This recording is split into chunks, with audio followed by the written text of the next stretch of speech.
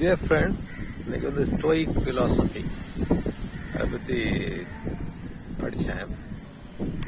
ரொம்ப இம்ப்ரெசிவாக இருந்துச்சு, ஷேர் பண்ணிக்கிறேன்.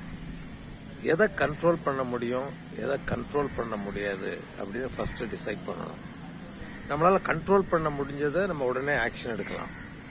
கண்ட்ரோல் பண்ண முடியாது, உதாரணத்துக்கு ஒரு டிராஃபிக் ஜாம், ஒரு வெதர், ஸ்பௌஸுடைய emotional reaction at times even though it's not fair, or சொசைட்டியுடைய அன்வான்ட் இம்ப்ரெஷன்ஸ், இந்த மாதிரி கண்ட்ரோல் பண்ண முடியாதுன்னு இருக்கு. ஸ்டாக் மார்க்கெட் ரொம்ப டவுன் ஆயிருது, இல்லை வார் நடக்குது. அப்போ அதை வந்து we cannot do anything. அதை நான் பாகுபடுத்தி பார்க்கணும். which I can control, which I cannot control அப்படிங்கறத டிசைட் பண்ணிட்டோம்னா கண்ட்ரோல் பண்ண முடியாத நம்ம தேவையில்லாம வேஸ்ட் பண்ண வேண்டாம். அடுத்தபடியா அதுல சொல்லியிருந்தது ஜேர்னலிங். எதா இருந்தாலும் ரைட் பண்ணீங்கன்னா அந்த ப்ராப்ளமோ அல்லது கிளாரிட்டி உங்களுக்கு கிடைக்க ஆரம்பிச்சிடும். ரொம்ப பெரிய ஒரு ஆர்டிஸ்டிக்கா ஒரு பெரிய லிட்ரேச்சர் எழுதணுங்கிறது கிடையாது, சும்மா பாயிண்ட்.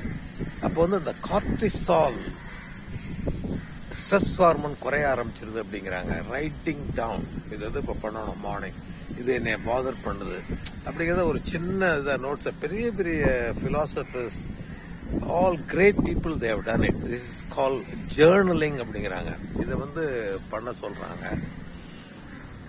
அடுத்தது பாத்தீங்கன்னா யோசிச்சு பாக்குறேன் என்ன சொன்னாங்கன்ட்டு, ஆக்ஷன்ல பண்ணுங்க அப்படிங்கிறாங்க. திங்க் பண்ணிக்கிட்டே இருக்காதீங்க, எதையுமே திங்க் பண்ணாதீங்க, ரொம்ப திங்க் பண்ணாதீங்க, அதனால வேஸ்ட். உதாரணத்துக்கு நான் இப்போ உங்கள்கிட்ட வீடியோ எடுக்கணும்னு நினைக்கிறேன், பர்ஃபெக்ட் ட்ரெஸ் பண்ணி பர்ஃபெக்ட் பிளேஸ்ல எடுக்கணும்னா அது நடக்காது. You start doing it, action பண்ண ஆரம்பிச்சோன்னா இட் வில் ஃப்ளோ அப்படிங்கிறாங்க. அடுத்தபடியா பாத்தீங்கன்னா இம்பர்ஃபெக்ஷன்ஸ் வந்து ஒத்துக்குங்க. பர்ஃபெக்டா இருக்கணும், எல்லாம் கரெக்டா இருக்கணும், அப்பதான் நான் பண்ணுவேன் அப்படின்னா நம்ம எதையுமே பண்ண முடியாது. Death is only perfection. Imperfection also is beautiful.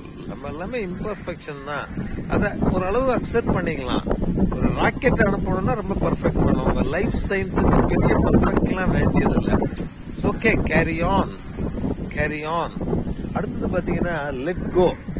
தேவையில்லாத அப்படியே பிடிச்சு வச்சுக்கிட்டே இருக்கணுங்கிறது இல்லை. உதாரணத்துக்கு ஒரு சின்ன சின்ன எமோஷனல் அப்செட் இருக்கு, இன்னும் ஒரு வருஷம் கழிச்சு என்ன ஆகும் அப்படின்னு யோசிச்சு பாத்தீங்கன்னா அதுக்கு மேட்டரே இருக்காது. அப்ப let go of unwant, let go of many many things which is not worth emotional bothering. அதை வந்து you have to let go of unwant things அப்படிங்கிறத பார்த்தேன். ரொம்ப நல்லா இருந்துச்சு.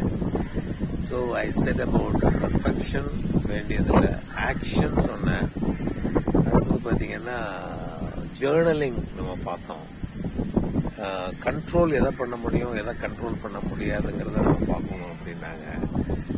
அடுத்தது டெத் இஸ் இன்னெவிட்டபிள், மொமெண்டோ மோடிங்கிறாங்க. எல்லாரும் சாகத்தான் போறோம்.